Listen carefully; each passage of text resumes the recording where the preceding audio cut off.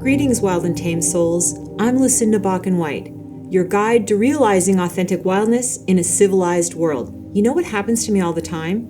And probably it happens to you too. But I have the most interesting and unusual encounters with wild animals. It started happening to me about 20 years ago, and I was so curious I just kept doing some research and digging into what was going on, and I found out that these animals actually have messages for me.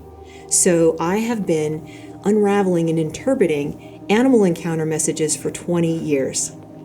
Snake was one of those animals that taught me a lot. I was never that interested in snakes, and even more so, I was scared of them. It's not that I hated them. I would never kill a snake. I just didn't want to touch one. But as I got older, I realized that the snake was representative of feminine energy, so I became curious, and I didn't want to be afraid of the snake.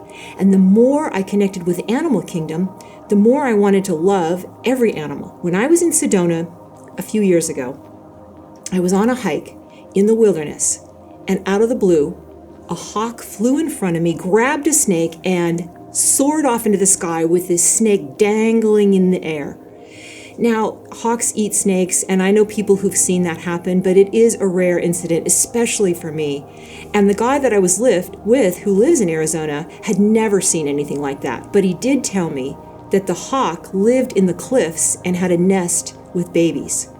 And sure enough, we watched the hawk fly down the cavern and into the rock face where its babies were, and I'm sure they were all going to feed. I knew right then and there it was symbolic because owl is my animal guide. It's about nighttime and mystery and the feminine mysteries and the feminine nature. But a hawk is owl's counterpart. It's daytime, it's sun, it's solar, it's masculine. And hawk had been giving me these messages to bring my feminine gifts and my owl wisdom out into the daylight. And when the hawk picked up the snake, I realized it was a double entendre of you are what you eat, and further emphasizing that it was time for me to bring my feminine nature and my gifts out into the daylight. So as I drove back to my resort, I was contemplating hawk, snake. That was so unusual. There's a message there. I need to get closer to snakes. I need to touch a snake, hold a snake. I have to confront that fear. You're not going to believe this. I took an Uber back to my hotel, and the drop-off place at the hotel was really far away. And for some reason, instead of going to my room, the driver drove up to the front entrance of the resort. So my point is, I was in an unlikely place. I shouldn't have been there. And second thing that happened is I could have just walked outside back to my room.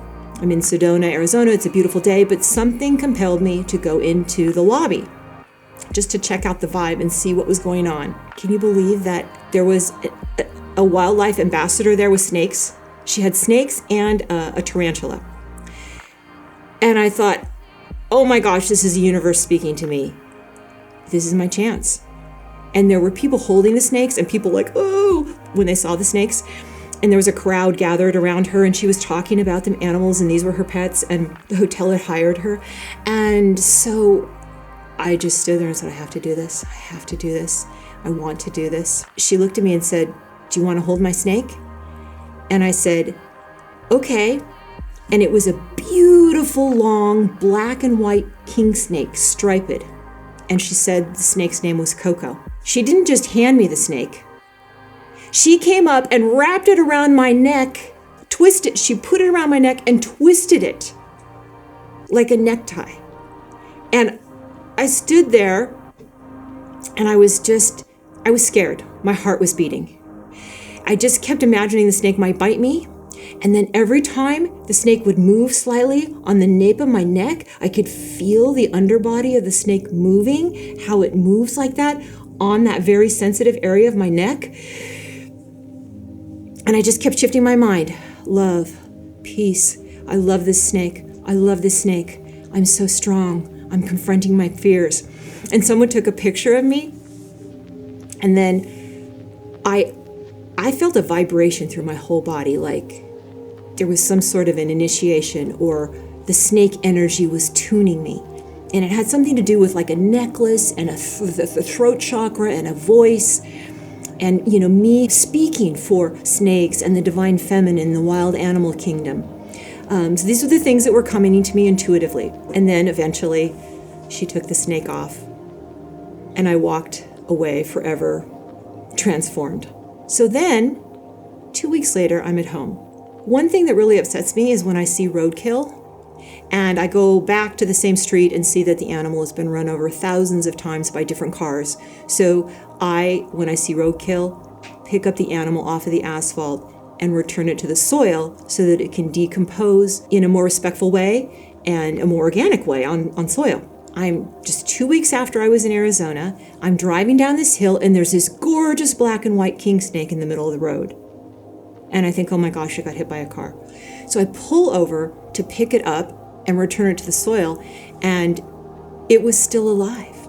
So I was like, oh my gosh, I realized that a hawk had picked it up and dropped it. It wasn't hit by a car because it wasn't squashed, but it had an injury. And it made it over to the side of the road and it got stuck in the curb, and then I thought it was dead. And I have such a close relationship with animals that I often take them and make taxidermy out of them or work with the bones because that's my connection to the spiritual realm and the animals. And I wanted to do that with this snake. It seemed really important medicine for me. So I put it in a bag and I brought it home. And when I took it out, I noticed that the heart was coming out of the side where the hawk had punctured it with its talons, and it was beating. So this snake was laid out on my brick patio, not moving, but the heart was beating outside of its chest. And I was astounded. Death is also something that I work with, and I wanted to be there in full presence with the animal while it died. So I sat there thinking that the death was imminent. Do you know that I sat there for 3 hours? For 3 hours, that heartbeat. And I watched that snake intimately. And it created a deep connection between the snake and me because my energy was fully present with the snake. And I was inspecting the snake and the shape and the length and the texture of the skin and the color. There were patterns on the top of his head, her head actually. And then I was like, is it dead? Is this sort of like a nerve? But what I was watching the animal, and it was breathing, like it would fill up and pump up with chi or breath. And then it would reduce and shrivel and you could see its skeleton. I mean, there was energy moving, something was happening. I felt that maybe it was paralyzed but alive. Well, an hour into this 3-hour journey, it actually got a second wind. And it moved and coiled and writhed and reached up and with its mouth. I thought, is this snake gonna bite me? I mean, I didn't know, but I was just so immersed and so present and so close with it. And at the same time, I just had a lot of compassion for how it might feel and what it was going through. And I wanted to put it out of its misery, but I could not bring myself to kill the snake. I didn't even know how I would do that. And I just keep thinking, any minute it's gonna die, it's gonna cross. And I said, I'm here with you. I'm here with you. And I learned so much. And 3 hours later, it died. What was the message? It was just a more dramatic vibration, resonance with snake.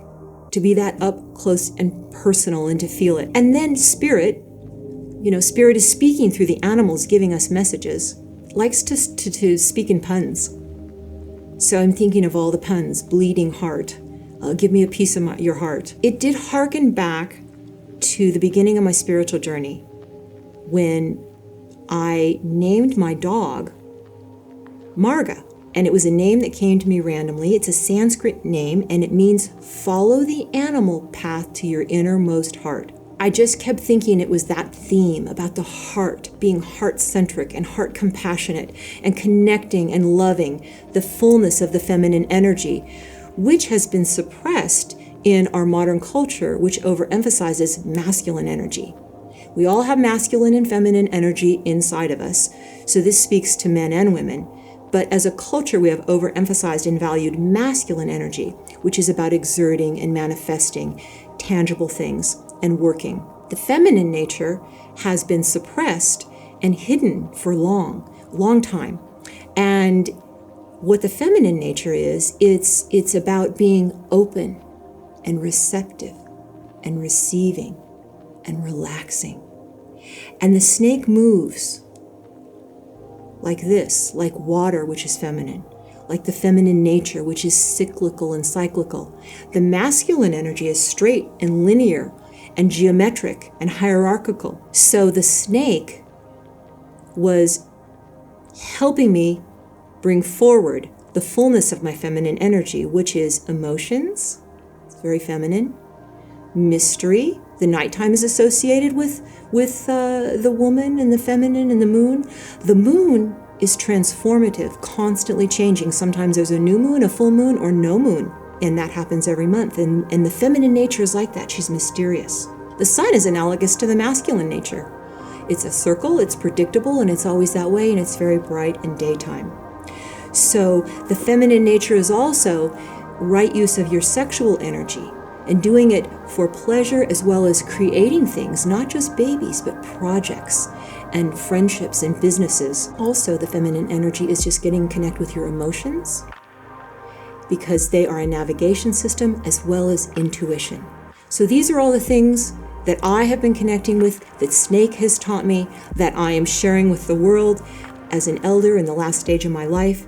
And the snake was a king snake, black and white striped, which also was symbolic of balance, the dark and the light, the masculine, the feminine. And it was a sign from the universe that I had come into full balance with my masculine and feminine nature, and that I was to bring this wisdom that the animals taught me to people who are interested in learning this, and to help people balance their masculine nature when they're overemphasizing it.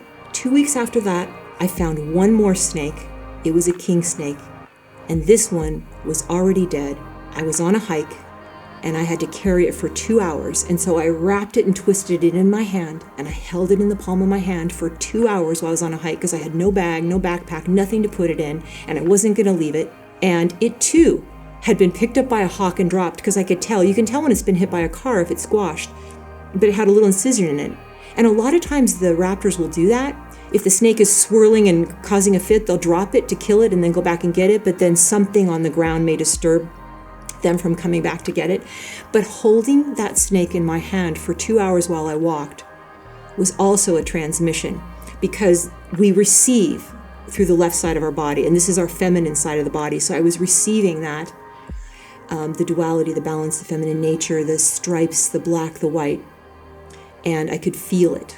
So Snake has been one of my greatest teachers, and I hope that you will learn to love snakes too if you don't already. Thank you for watching. Please subscribe and be sure to hit the notification bell if you're interested in staying tuned for my future videos. See you next time.